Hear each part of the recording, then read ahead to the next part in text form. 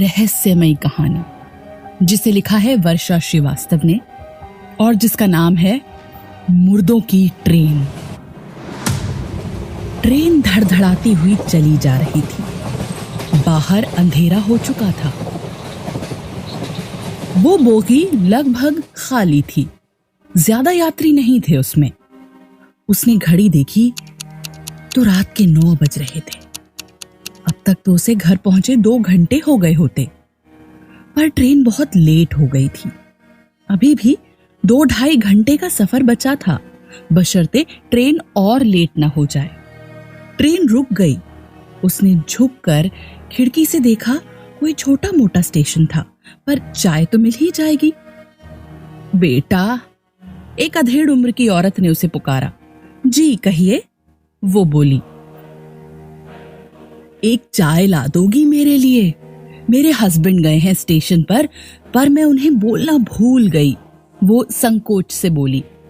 Okay, no problem aunty, मैं ले आती हूँ, वो बोलकर स्टेशन पर उतर गई।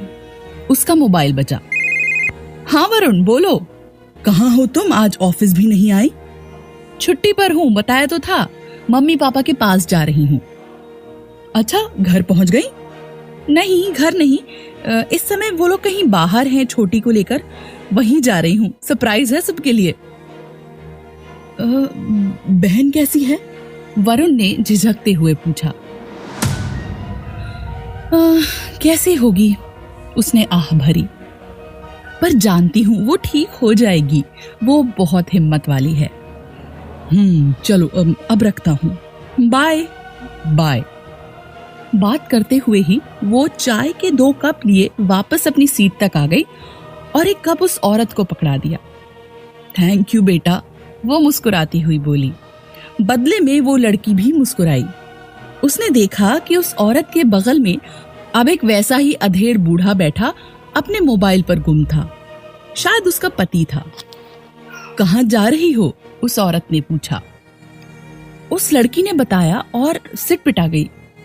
उसके स्टेशन का नाम सुनते ही बूढ़े ने एक झटके से मोबाइल से नजर हटाई और उसे घूरने लगा। वो औरत भी परेशानी से उसे देखने लगी। क्या हुआ आंटी, कोई प्रॉब्लम है क्या? उस लड़की ने पूछा। वो बेटा, वो जो स्टेशन है ना, वो औरत बोल उठी। वो औरत उठी और उस लड़की की ठीक बगल में बैठ गई। वहां रात के वक्त कोई नहीं जाता। वहां कुछ है, वो औरत रहस्यमयी आवाज में बोली। क्या है वहां? लड़की ने पूछा। पता नहीं बेटा, कई मौतें हो चुकी हैं वहां, रात के ही समय। दिन में कोई समस्या नहीं। ये आप क्या बोल रही हैं? उस लड़की ने हैरानी से कहा। सही कह रही हूँ बेटा, रात के वक्त उस स्टेशन पर जाकर कोई वापस नहीं लौटा। हम वहीं से हैं, मतलब एक स्टेशन पहले से। ऐसा करो, तुम हमारे साथ चलो, सुबह हम तुम्हें तुम्हारे घर छोड़ देंगे। क्या? नहीं, मैं कैसे जा सकती हूँ? मेरा आज घर पहुंचना जरूरी है, वो लड़की बोली। हकीकत में वो किसी पे भी यकीन नहीं करती थी। इतना तो हरगिज नहीं कि किसी अजनबी के घर चली जाए। पर बेटा, आप टेंशन मत ले आंटी, मैं टैक्सी ले लूंगी। इस वक्त कोई टैक्सी वाला भी नहीं जाता वहां। अजीब औरत है, ऐसा लग रहा है किसी B grade horror TV show की स्टोरी सुना रही हो। कहीं ये कोई फ्रॉड तो नहीं? वो लड़की सोच रही थी।